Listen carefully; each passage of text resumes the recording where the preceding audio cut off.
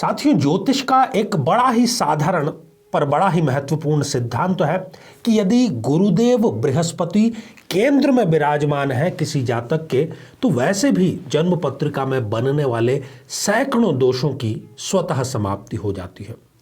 ऐसे में यदि केंद्र में बैठा हुआ गुरुदेव पंच महापुरुषों में से एक योग अर्थात हंस योग का निर्माण कर रहा हो, तब तो फिर कहना ही क्या। ऐसा जो व्यक्ति है वो किंग मेकर होता है।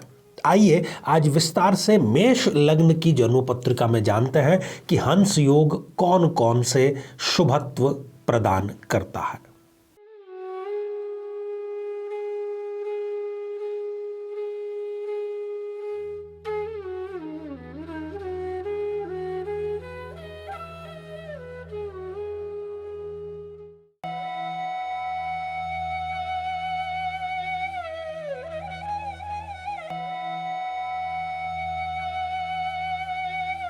तो मेरे बहुत ही प्रिय और बेहद सम्मानित साथियों, हृदय की असीम गहराइयों से अभिनंदन, बहुत बहुत हार्दिक स्वागत।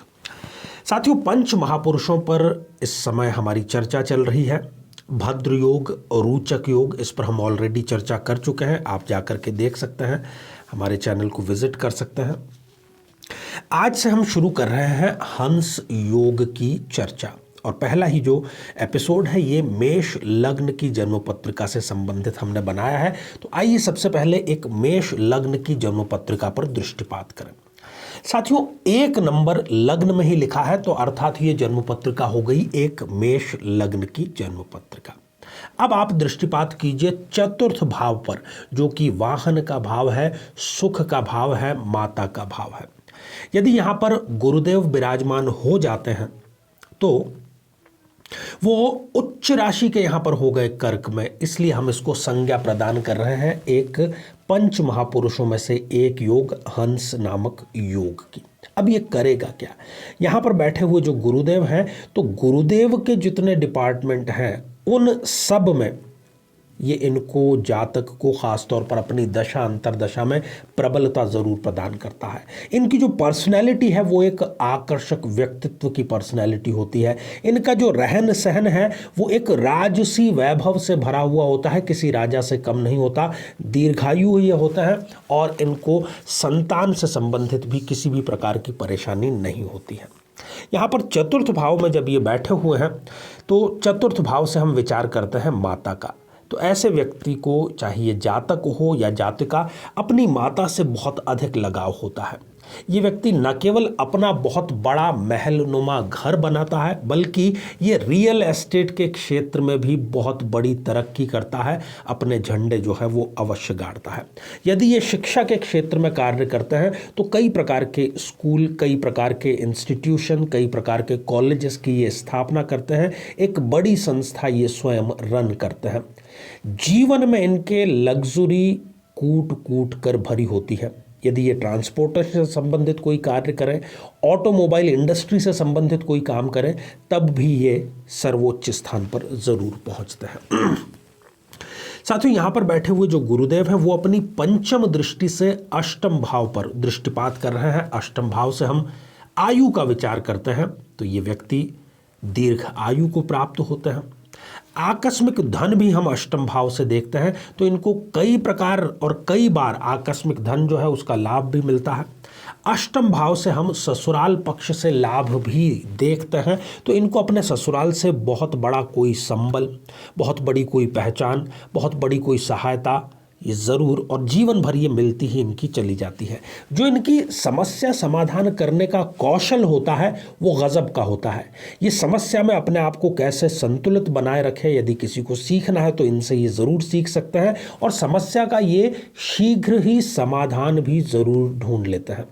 यहाँ पर ये जो दृष्टि है ये इनको खास तौर पर, यदि ये माइनिंग इंडस्ट्री में, खनिज पदार्थों से संबंधित इंडस्ट्री में यदि कार्य करता है तो गुरु की दशा इनके लिए एक जबरदस्त दशा होती है।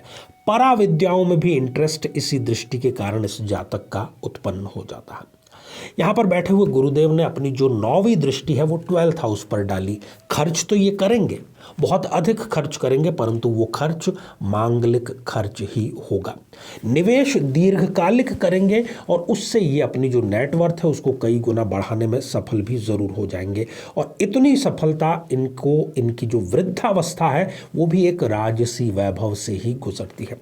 यदि ये विदेश में जाकर के बसना चाहे तब भी यहाँ पर वो मददगार होती है, और विदेश से संबंधित कोई व्यापार है या एक्सपोर्ट इंपोर्ट का कोई कार्य है उसमें भी इनकी जो गुरु की दशा है वो सर्वोच्च परिणाम इनको प्रदान करती है।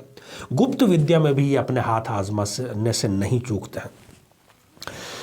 साथियों, अब आते हैं एक ऐसे मुद्दे पर कि गुरुजी मेरी जन्म पत्रिका में भी ये योग है, परंतु मुझे तो इनमें से कोई भी लक्षण नहीं मिल रहा, बल्कि मुझे तो गुरु की दशा भी चल रही है परंतु कोई उसका रिजल्ट मुझे नहीं मिल पा रहा है।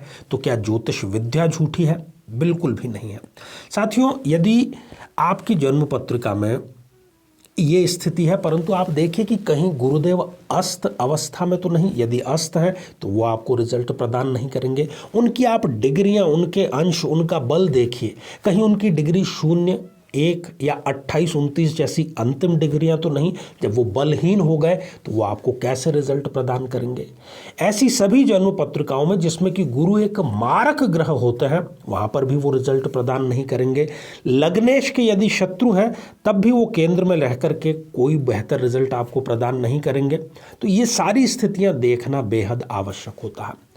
फिर भी यदि आपको ऐसा लगता है कि केंद्र में गुरुदेव है, अच्छी स्थिति में है, तो आपको चाहिए कि आप उस गुरु को जागृत करने के लिए अपने जो गुरु हैं उनकी सेवा शुश्रूषा, उनके प्रति श्रद्धा समर्पण रखें, और साथ ही ओम ग्राम ग्रीम ग्रोम सह गुरुवे नमः इस मंत्र का जाप गुरुवार से प्रारंभ करें।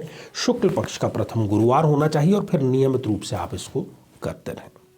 जीवन में किसी समस्या का सामना कर रहे हैं, जैसे कि शादी में देरी होना, पति पत्नी में मनमुटाव या तलाक तक की नौबत आ जाना, संतान का प्राप्त न हो पाना, नौकरी या धन प्राप्ति में बाधा आना, जीवन के प्रत्येक क्षेत्र में किसी न किसी प्रकार की बाधा आना, तो आज ही अपनी जन्म पत्रिका का संपूर्ण विश्लेषण करवाएं और पाएं समस्या से सदैव के लिए मुक्ति। तो आइए साथियों, अब हम बढ़ते हैं आज के हमारे कमेंट के चरण की तरफ। और पहला ही कमेंट जो है रितिका सिंह जी ने लिख भेजा है कि पीपल के पेड़ के नीचे पत्थर ना मिले तो क्या करें। आपने एक हमारे ही प्रयोग में से ये जिज्ञासा जाहिर की है। तो पीपल का कोई एक पेड़ तो होता नहीं है, आप इधर उधर और नज़र घुमाएंगे, थोड़ा सा परिश्रम करेंगे तो कोई और पेड़ भी मिल जाएगा और जो पत्थर है वो भी आपको ज़रूर मिल जाएगा। साथियों, अगला कमेंट शुभेंद्र नियोगी जी ने लिख भेजा है, it is the only truth in life that death will surely come and the question is how, where, when and in what form. प्रणाम गुरु जी, सुप्रभात। बिल्कुल शुभेंद्र जी, परिवर्तन ही एकमात्र स्थायी तत्व है सृष्टि का, इसलिए हमें न दुख में बहुत अधिक दुख मनाना चाहिए, दुख में डूबना नहीं चाहिए, और ना ही सुख में ऐसा हो कि हम ज़मीन पर पाँव न रखें, उसमें भी अपने आप को संतुलित रखें। साथियों, अगला कमेंट स्टडी मटेरियल इस आईडी से आया है और आपने लिखा है कि इतने सारे चक्र बने होते हैं कुंडली में, तो कैसे इसको देखा जाए। देखिए, जो हमने आपको बतलाया है, जहाँ पर आपने ये जिज्ञासा जाहिर की है, वो आपको जन्म लग्न कुंडली के अनुसार बनाया है, उसी में आपको देखना है, उसी से आपको लाभ प्राप्त होगा। तो साथियों, हंस योग पर आगे भी हमारी ये चर्चा जारी रहेगी और इसी मंगल कामना के साथ में कि आप सभी स्वस्थ, समृद्ध और शांतिपूर्वक जीवन व्यतीत करें। नमस्कार।